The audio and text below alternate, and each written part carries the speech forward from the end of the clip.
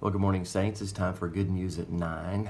In Matthew chapter 16, we find that Jesus was very concerned that his disciples not be taken in by any kind of deceptive teaching. He warned them about the teaching of the scribes and Pharisees. He said, beware of the yeast of the scribes and Pharisees, because we know that yeast mixes in with dough and spreads throughout it. So a false teaching can cause a real serious problem.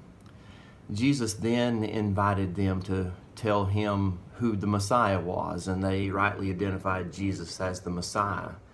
The point being that there is one who tells the truth. There is one who is the truth, and that is Jesus.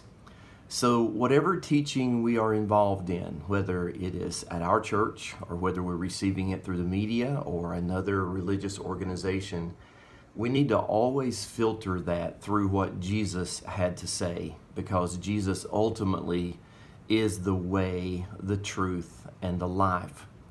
So we need to be on high alert these days for false teaching, because it's prevalent everywhere, inside of and outside the church.